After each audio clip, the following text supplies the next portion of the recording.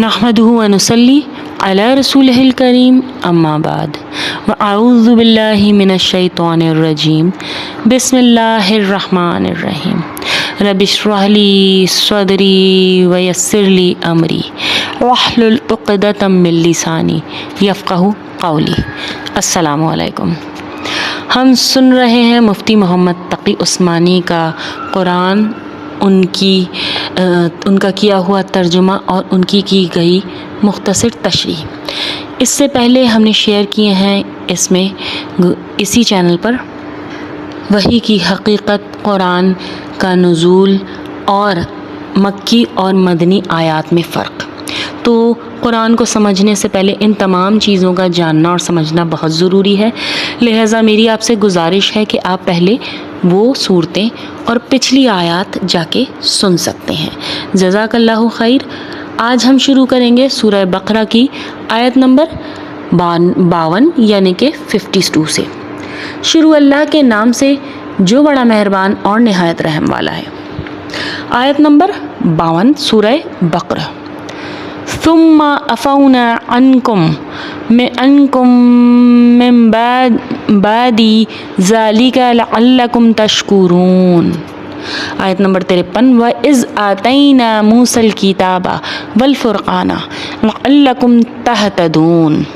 آیت نمبر 52 کا ترجمہ یہ ہے کہ اس کے پیچھے اللہ تعالیٰ نے پچھلی آیاتوں میں تشریح فرمائی تھی کہ بنی اسرائیل کو یاد دلایا جا رہا تھا کہ کس طرح اللہ نے ان پر رحمت نازل فرمائی تھی اور یہ نعمت دی تھی کہ اللہ نے سمندر کو پھاڑ کر فرعون کی پوری قوم کو غرق کر دیا تھا، جو ان کی بیٹیوں کو زندہ رکھتے تھے اور ان کے بیٹوں کو مار ڈالتے تھے۔ تو اس وقت یہ سب نظارہ تم دیکھ رہے تھے، اور اللہ نے وہ والا وعدہ بھی ان کو یاد دلایا کہ جب موسیٰ علیہ السلام 40 راتوں پر کوہ طور گئے اور انہوں نے ظلم کر کے اپنے اوپر یعنی شرک کر کے بچڑے کو معبود بنا لیا تھا۔ اس سے آگے آیت نمبر 52 میں اللہ تعالیٰ فرماتے ہیں پھر اس سب کے بعد بھی ہم نے تم کو معاف کر دیا، یعنی اتنی بڑی بڑی غلطیوں کے بعد بھی معاف کر دیا جانا صرف رب ہی کی طرف سے ممکن ہے۔ لہٰذا سب سے پہلے اگر کوئی بڑی غلطی ہو جائے تو نادم ہوا جائے اور اس پر معافی مانگی جائے، کیونکہ اللہ تعالیٰ بہت غفور الرحیم ہے۔ لیکن اس طرح سے غفور الرحیم ہے اللہ تعالیٰ کہ ہم اس سے معافی مانگیں اور آئندہ وہ غلطیاں نہ کرنے کا عہد کریں اپنے دل میں، وہ والے گناہ جو ہم نے کیے اور ہمیں ان پر ندامت ہوئی۔ اللہ تعالیٰ آگے فرماتے ہیں آیت نمبر 53 میں، اور یاد کرو جب ہم نے موسیٰ کو کتاب دی، حق اور باطل میں تمیز کا معیار بخشا تاکہ تم راہ راست پر آ جاؤ، یعنی موسیٰ علیہ السلام کو ہدایت دی، حق اور باطل میں تمیز کی عقل دی۔ اللہ نے انسان کو اشرف المخلوقات بنا کے یہ اختیار اسے دیا ہے کہ وہ حق اور باطل، صحیح اور غلط، اچھے اور برے میں تمیز کر سکے۔ کس لیے؟ کیونکہ وہ انتخاب کرے راہ راست کا، صحیح حق کا۔ آیت نمبر 54 اور 55 وَإِذْ قَالَ مُوسَىٰ لِقَوْمِهِ يَا قَوْمِ إِنَّكُمْ ظَلَمْتُمْ أَنفُسَكُمْ بِاتِّخَاذِكُمُ الْعِجْلَ فَتُوبُوا إِلَىٰ بَارِئِكُمْ فَاقْتُلُوا أَنفُسَكُمْ ذَٰلِكُمْ خَيْرٌ لَكُمْ عِندَ بَارِئِكُمْ فَتَابَ عَلَيْكُمْ إِنَّهُ هُوَ التَّوَّابُ الرَّحِيمُ وَإِذْ قُلْتُمْ يَا مُوسَىٰ لَن نُّؤْمِنَ لَكَ حَتَّىٰ نَرَى اللَّهَ جَهْرَةً فَأَخَذَتْكُمُ الصَّاعِقَةُ وَأَنتُمْ تَنظُرُونَ۔ ترجمہ، اور جب موسیٰ علیہ السلام نے اپنی قوم سے کہا تھا کہ اے میری قوم، حقیقت میں تم نے بچڑے کو معبود بنا کر خود اپنی جانوں پر ظلم کیا ہے، لہذا اب اپنے خالق سے توبہ کرو اور اپنے آپ کو قتل کرو، تمہارے خالق کے نزدیک یہی تمہارے حق میں بہتر ہے۔ اسی طرح اللہ نے تمہاری توبہ قبول کر لی، بے شک وہی ہے اتنا معاف کرنے والا اور اتنا رحم کرنے والا۔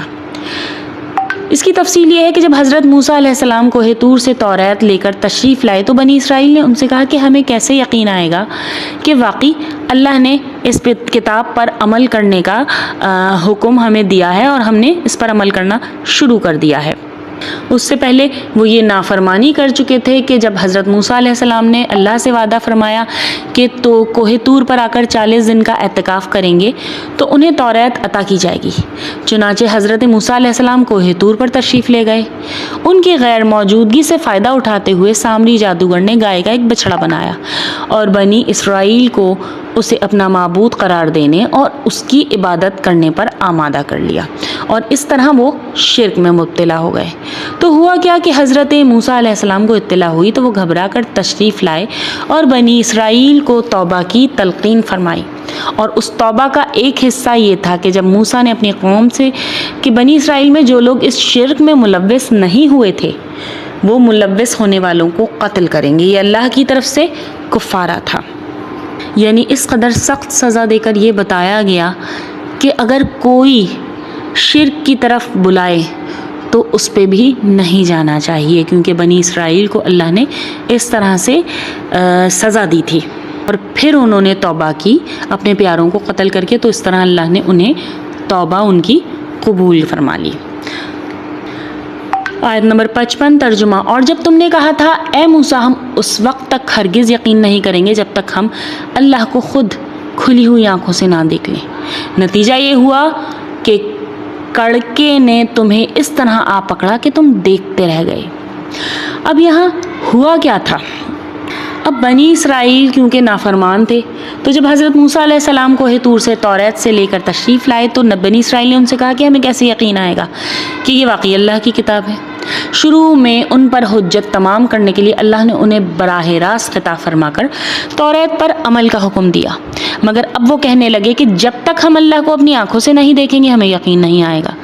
تو اس گستاخانہ طرز عمل پر بجلی کے ایک کڑاکے نے انہیں گھیر لیا، اور بعض روایت کے مطابق وہ مر گئے، بعض کے مطابق بے ہوش ہو گئے۔